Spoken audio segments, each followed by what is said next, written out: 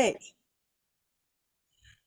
Dr. Judith Orloff, I am so pleased to have the opportunity to talk to you today.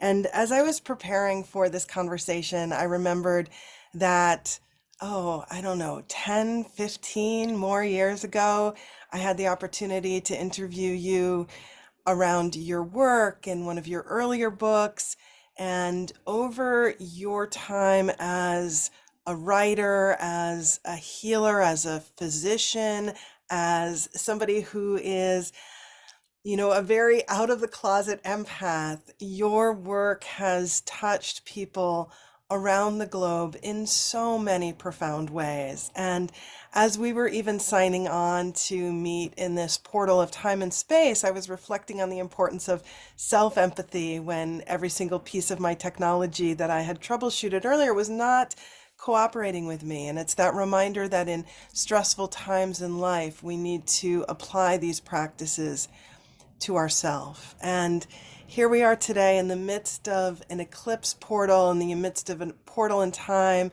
Your latest book, The Genius of Empathy, is releasing on the new moon, April 9th, 2024. And you have a copy of the book that you can show us for a moment and I just, do. This is the copy, and there's a foreword by His Holiness, the Dalai Lama, which is such an honor.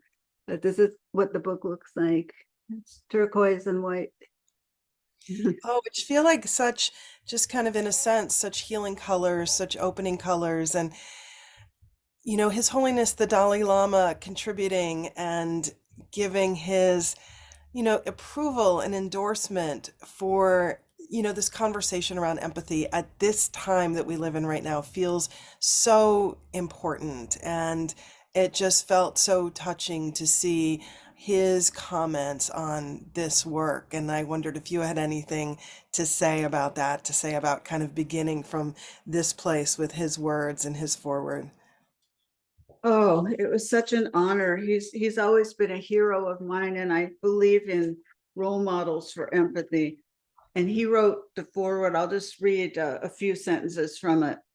Um, Today, there are 8 billion of us human beings, and we all have to live together. So a sense of the oneness of humanity is more necessary than ever before.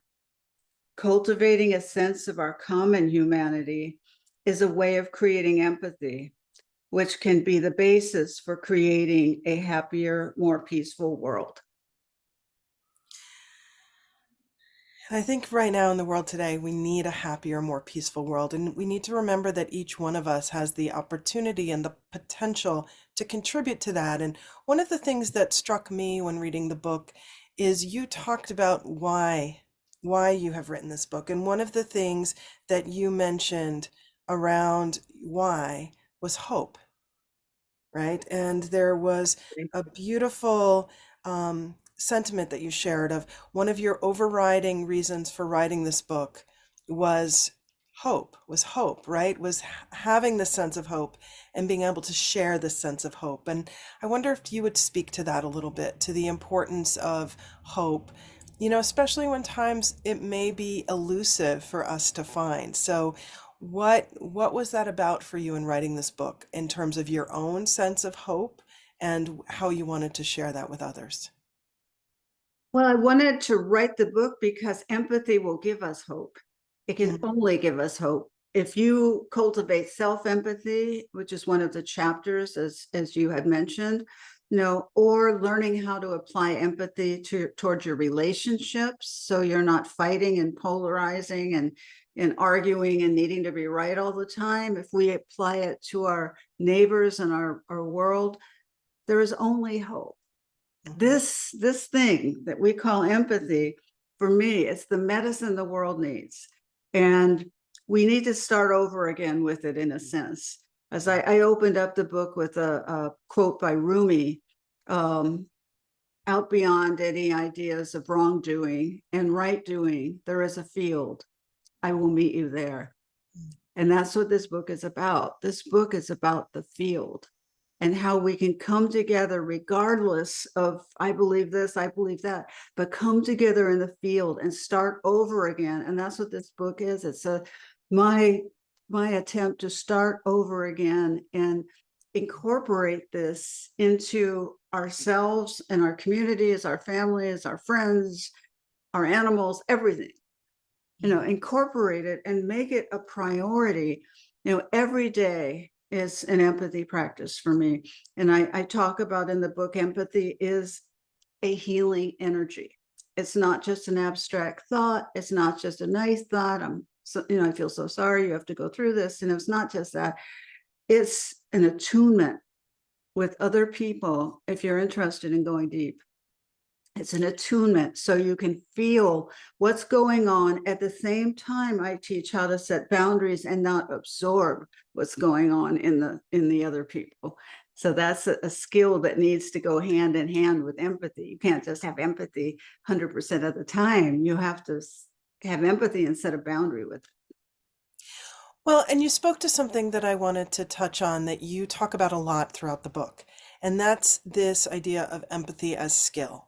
Because some people sometimes think, oh, you're an empath or you're not, or you're an empath and it's a negative thing and you're too sensitive, or I don't know how to be empathetic, or I don't want to be faking it. So this idea of empathy as a skill and the genius of this skill, I think, is something that you articulate very well. And along with this skill, you also have a section where you talk about some of the misperceptions that people have of empathy. And I feel like those things go hand in hand, because sometimes one of the misperceptions is maybe seeing the negative aspect of empathy or not seeing it as a skill. You're either born with it or you're not. So I wonder if you could speak to this idea of, first, what are some of the misconceptions that you really wanted to kind of debunk or clarify? And then something about what is it to cultivate empathy as a skill? So maybe Yeah. this idea of misconceptions and your emphasis on that and why.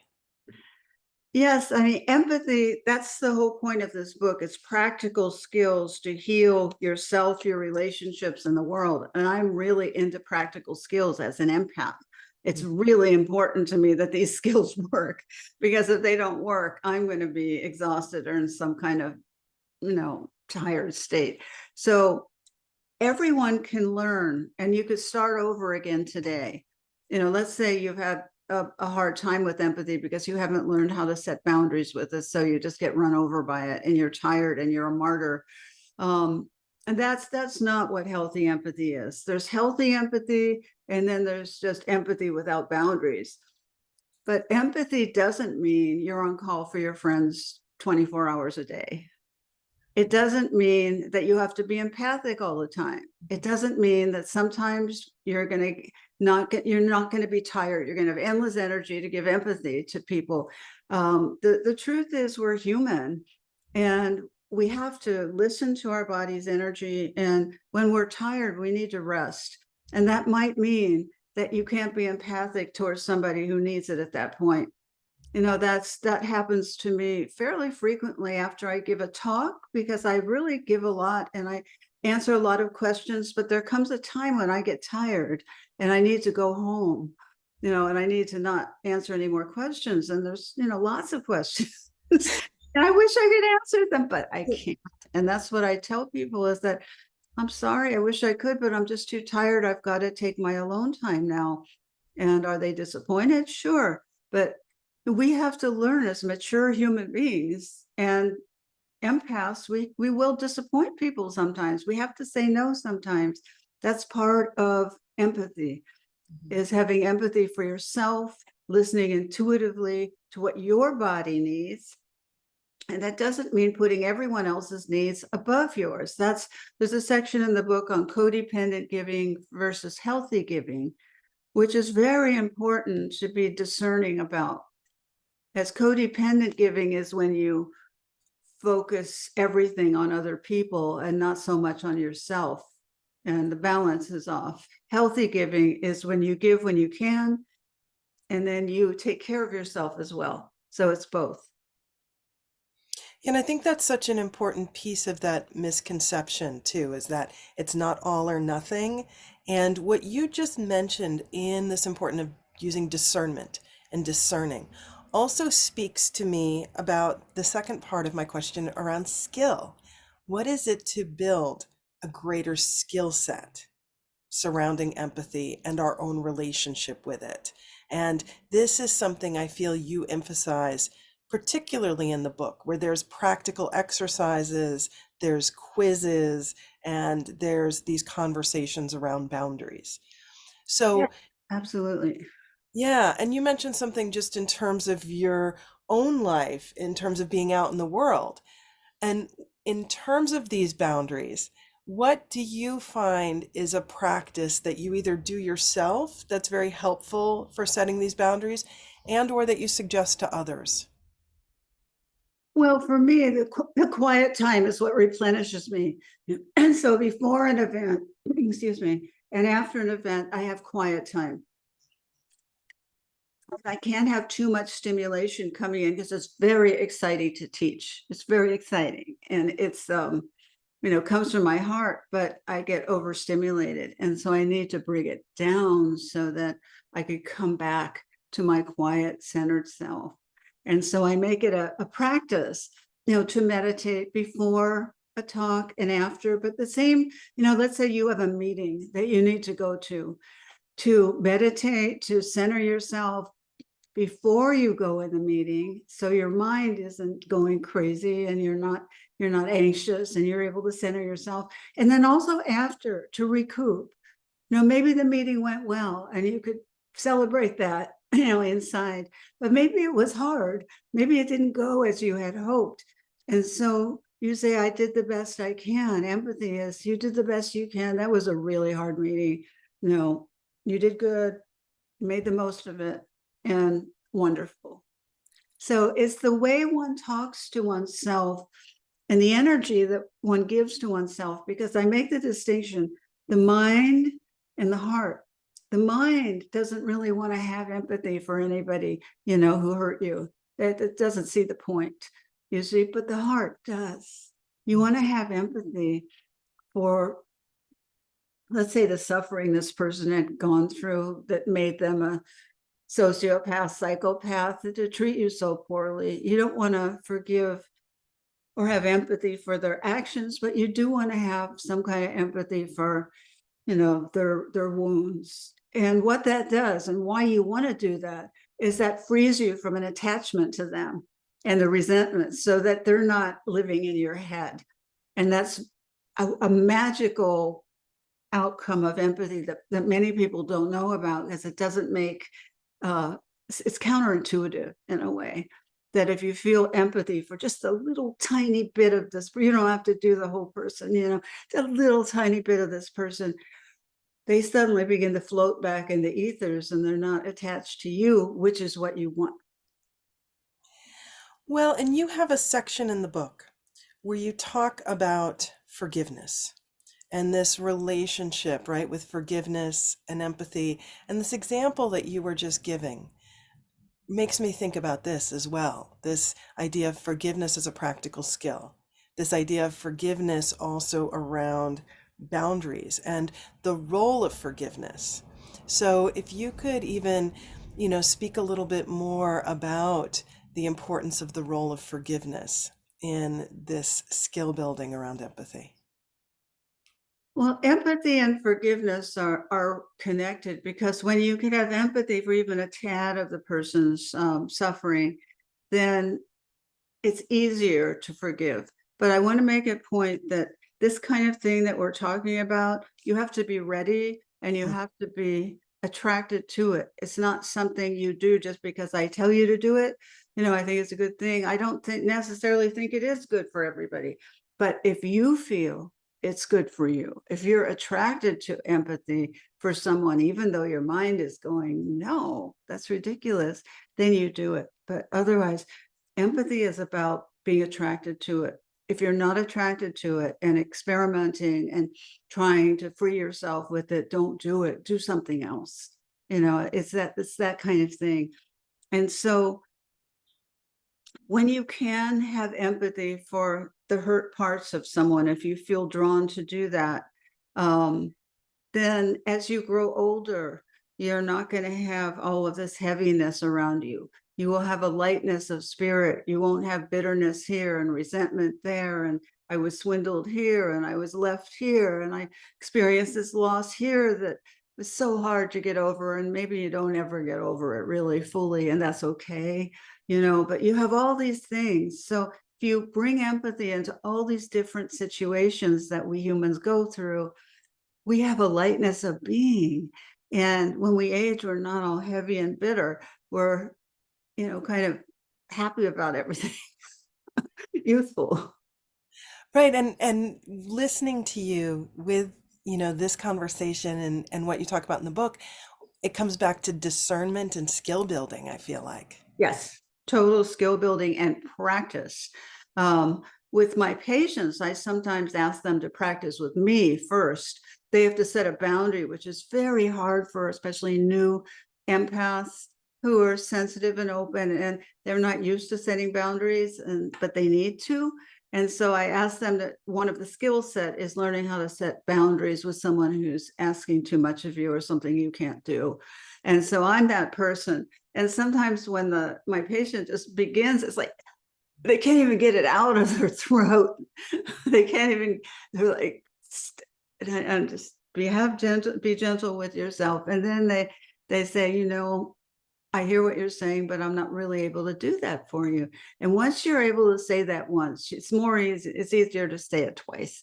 So you can then go into the world and say it. And you have to be able to tolerate, as part of your skill set building. Other people might be disappointed or unhappy, or what do you mean you can't do it? And so you have to be prepared to come back and say, I wish I could, I'm just limited now, can't do it. That's what I mean. And I care about you, and just add that onto it. But I'm sorry, I can't.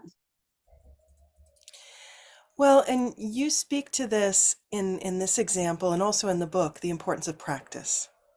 And you've even mentioned that this is something you continue to do in your own life.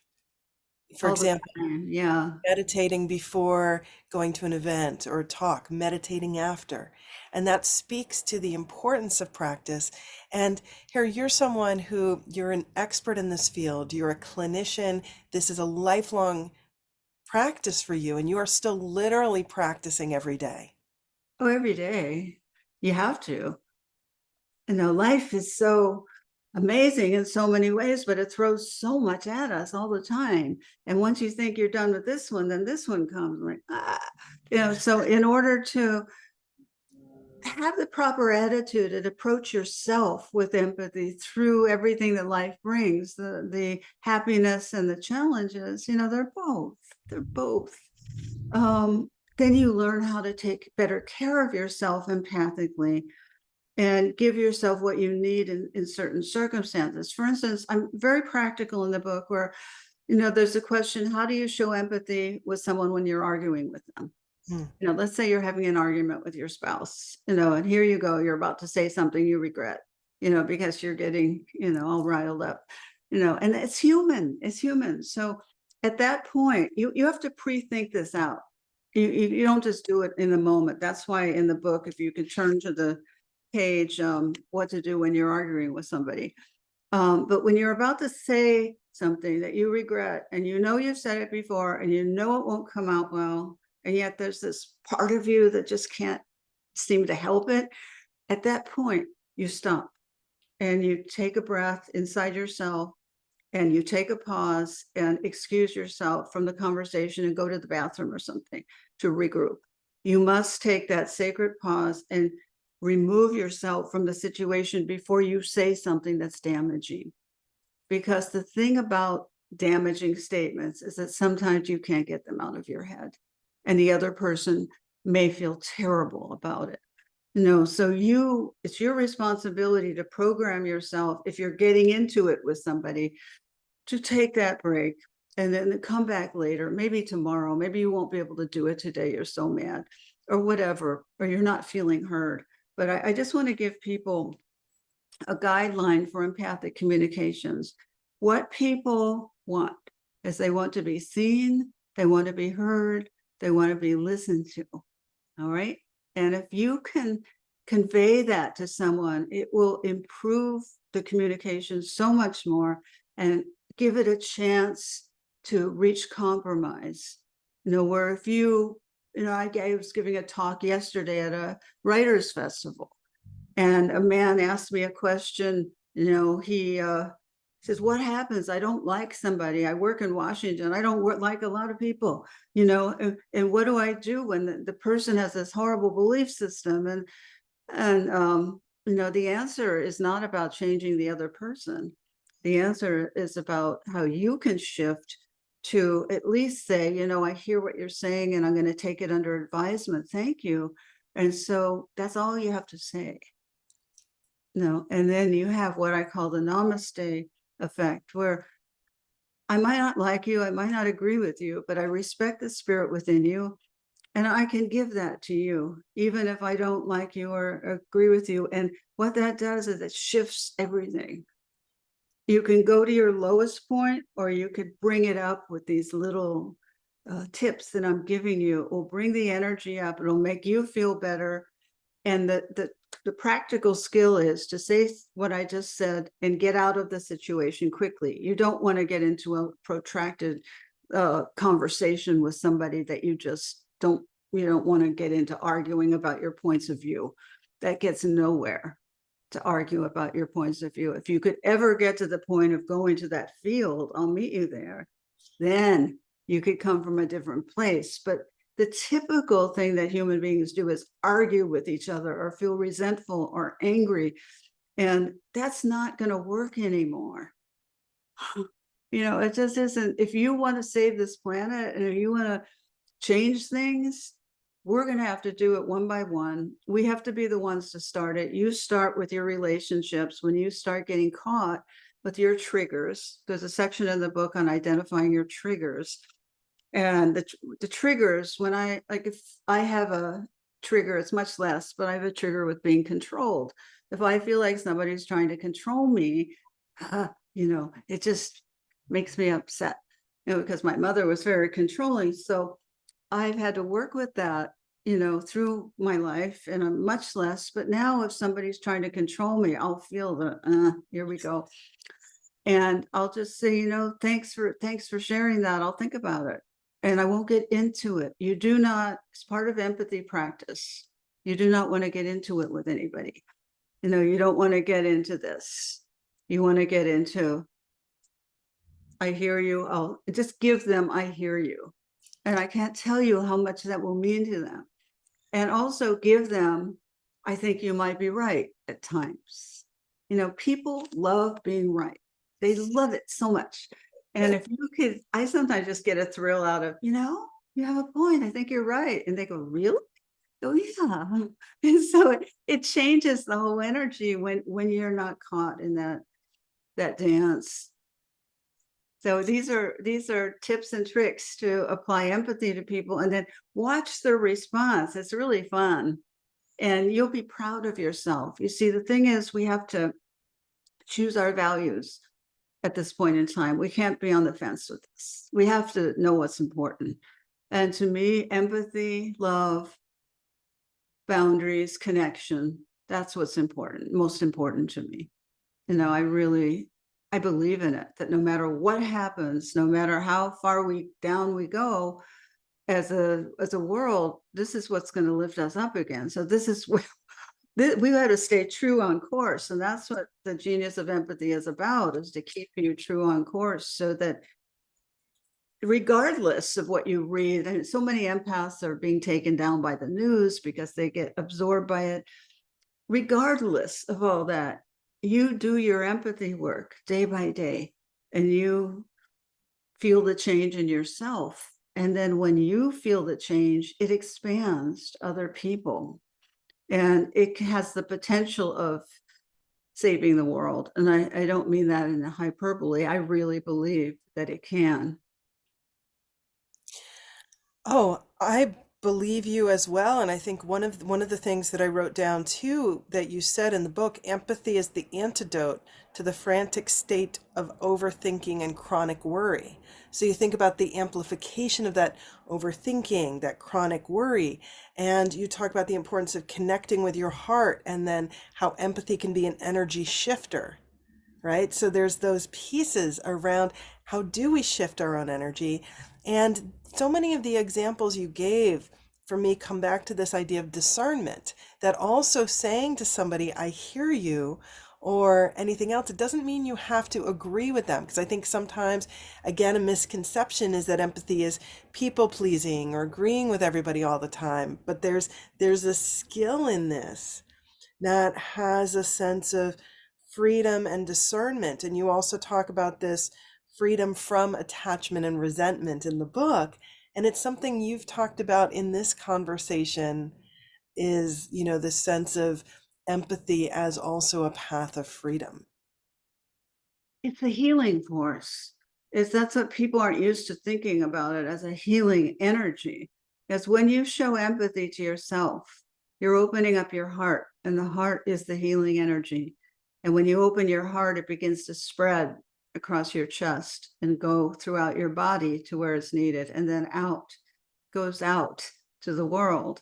And so it's presenting empathy as a healing energy that you do want to connect to for yourself, but you don't want to do it endlessly. You can set limits, you can show empathy part of the time, and then not show it. You don't want to show any more empathy. You've just had it for the day. Let's say you've just, you're tired, and you could just stop. And some days are really hard. Some days, you just, didn't go well. Whatever happened didn't go well. So you stop and you go to sleep. I mean, for me, I go to sleep and meditate, watch a nice movie, and then next morning you start all over again. I'm down on my knees next to my altar saying, may I start over again? Yesterday was really rough, but that's how it goes. Expect that. We all have bad days. I'm not empathic 100% of the time.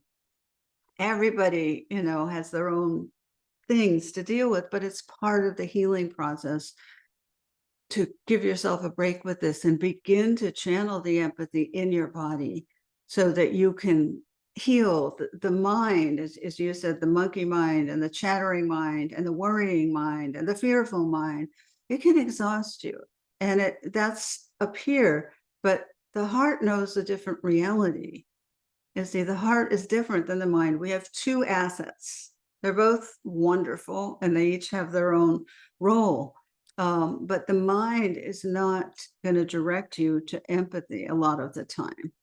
It just isn't, because it has good reasons why it doesn't want to show empathy to somebody. It has very good reasons, and they're convincing, but that's not the point. That's what I'm saying in the book. It's not, you don't want to convince yourself not to have empathy. You want to come from your heart and see why you do want to have empathy. But it's kind of like two worlds in a way, though they're connected. Most people are stuck in their mind, and why in the world this person embezzled me? They took all my money. Why would I even want to think about having empathy for something about them? That's what the mind says. And there are all kinds of good reasons not to have empathy, but it won't get you anywhere. It won't get you anywhere good. And so this book is about hope, as you said, and it's about trying your best to find empathy and allowing yourself to receive the healing blessing of empathy. There's one thing, I talk a lot about, or somewhat about, the neuroscience of empathy. And there's this one aspect of it, which is just mind-blowing to me, where if you were to watch somebody perform an act of empathy out in life, and you were just watching it, and it made you feel good to watch that, if I were to draw your blood at that point, what happens is your immunity goes up, your stress hormones go down, and the blood indices start to improve, whatever they are. So simply by watching an empathic act can change what's going on in your bloodstream, which is mind-blowing when you think about it. That's only watching it. Just think if every day we create this in our bodies, and then we create this healthy biology within us, this is one way to do it. Yeah, I think that's really helpful to remember. And with so much of what you just said, and also in the book, it comes back to this idea of a daily practice. And Yes, what you just said, it doesn't have to be the same every day. It doesn't have to be perfect every day. And if we feel like we're faltering one day, that doesn't mean that we can't do it the next day. And I think in terms of healing, we also remember that healing is a day by day practice in terms of absolutely. If you're whatever healing means. Absolutely. If you're going, there's a section on going through a physical challenge or how to be with a loved one when they're suffering, and how to show empathy for yourself and for them. And the way to do that, that's a very common, it's one of the hardest situations I've been faced with, is being with loved ones who are suffering and then perhaps they pass on, or they get better. But it just rips your heart out. It's a very difficult situation. Anyways, but the way to deal with it is certainly 1 second at a time. If you're going through it, you don't think about the future. You have to be in the now. And you have to take time out to show yourself self-empathy and not just be around the ailing person all the time, because you have to find the balance in yourself and go for a walk somewhere, eat an orange, take a nap, whatever you like to do, but you can't just stay there 24/7. That won't be healthy for you. And so you need to take a little break and be very kind to yourself with what you're experiencing, because sometimes people feel that when you have a loved one who's sick, you just give all to them all the time until they, get better. And I don't think that's the way to do it. I really, if you want to find balance in yourself so you don't get sick yourself, you want to be in good shape for them. And you don't want to be looking at them with eyes of fear and worry and agitation, or trying to do too much for them. Yes, people can, codependent givers can be hyper vigilant. Mm. And can I move the pillow here? Are you feeling better? Are you feeling better? So it's just not the proper way to approach it. But with empathy, you can sit there and hold space for someone and open up your heart and just sit beside your loved one and smile.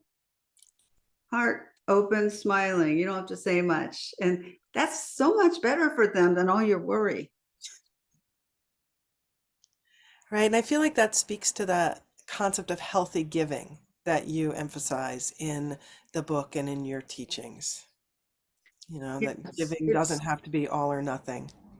it's not, it doesn't have to be all or nothing. And the quality of what you give is often more important than the quantity.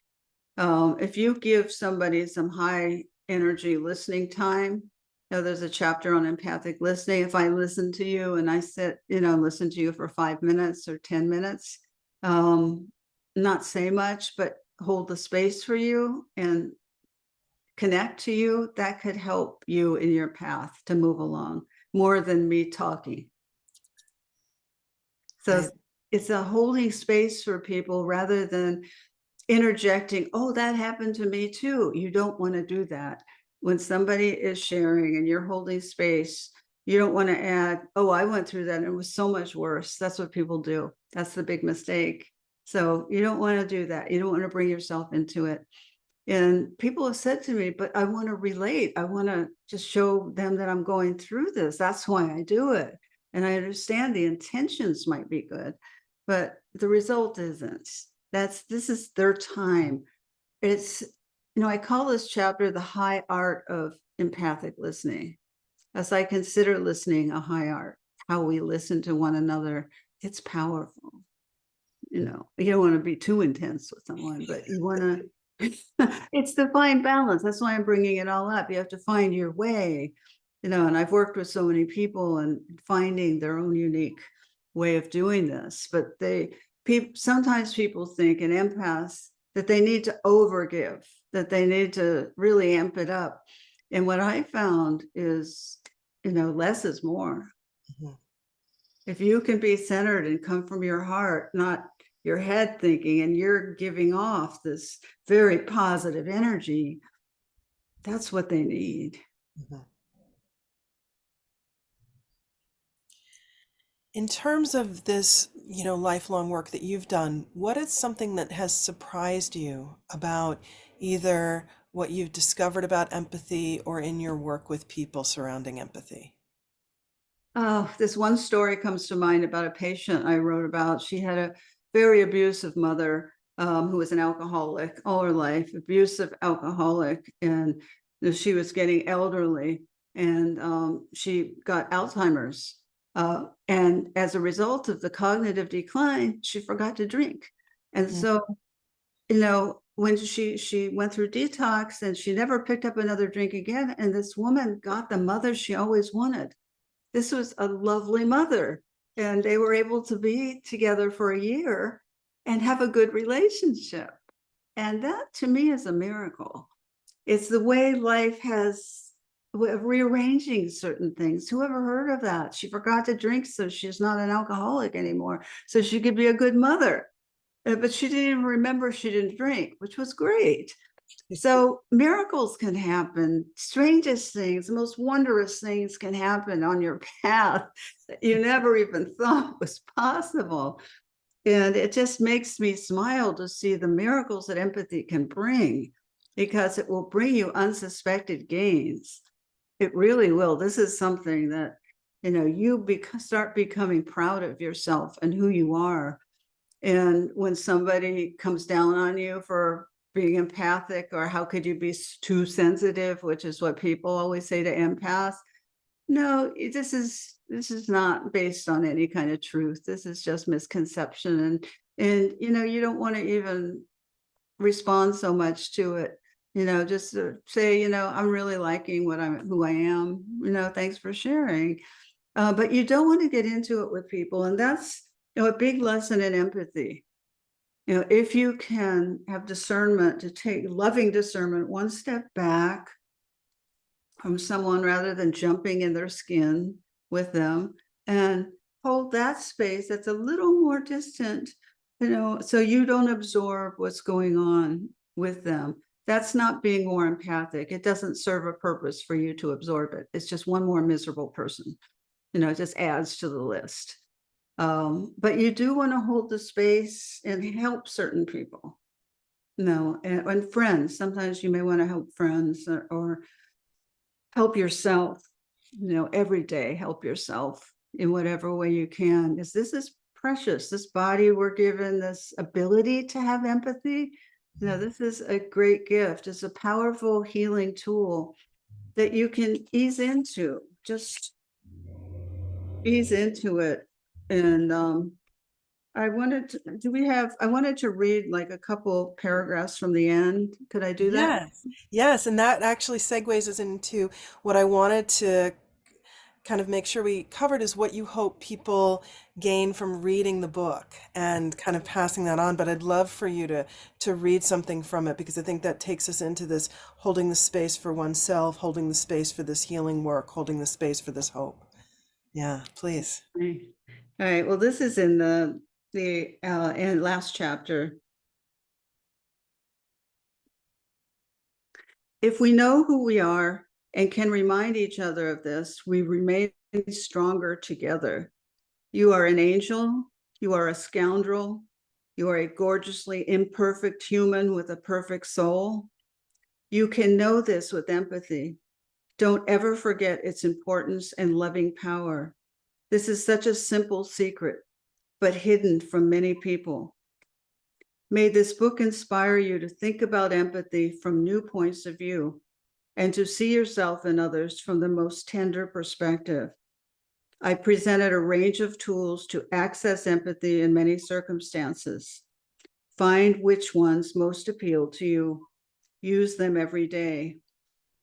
Humans are often difficult to deal with, but we are wild and beautiful, and we can grow fast into our brightness if we allow ourselves to. Take good care of yourself and each other. Try not to make things too complicated. Ultimately, it all really comes down to love.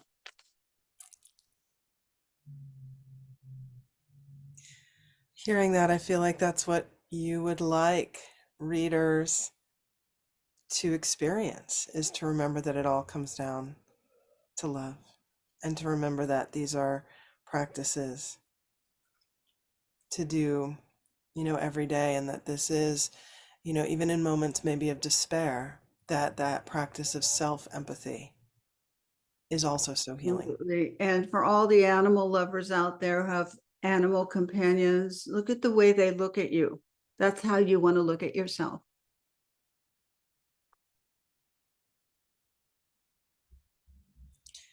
Is there anything else you would like to end on, that you would like readers to remember, that you hope that people um, benefit from buying this book? And I hope everybody watching this buys the book, buys it for their friends, tells their friends to buy the book, and can be part of this healing energy, and can be part of this moving into the space of the heart with clarity and with boundaries. Yes. And to, start today by Mm. being empathic with yourself about one thing, whatever it may be, instead of beating yourself up, which is the habit of many people, just to have one thing where you're empathic. No, I'm going to take a little rest today. I'm going to take a little nap, or I'm going to meditate on the eclipse and just feel that energy for a little bit longer time, if that's what you want to do, or I'm going to go out and be by the water and allow myself the time to take it in. These are all empathic acts for you. It's to feed you, and to know that you can do this every day rather than beating yourself up, as the beating is a very common pattern.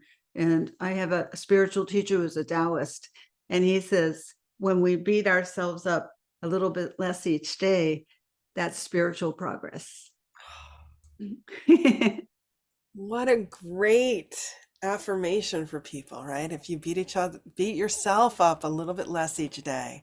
And I feel like your book offers a set of very practical and easy to use tools. Like, you have 4 steps to practice self-empathy. And one of those is to speak to yourself with kindness. So may we all speak to ourselves with more kindness. Yes, yes, yes. And yeah, and your words, your book, I feel like this is a book that is healing, that is life-changing, that is accessible. Thank you, Felisa. The beautiful, beautiful opportunity to be in dialogue with you and to have your input and sharing about empathy and the love that you give off as you sit there. I'm very aware of it and I appreciate it. And it's the way I like to be with people.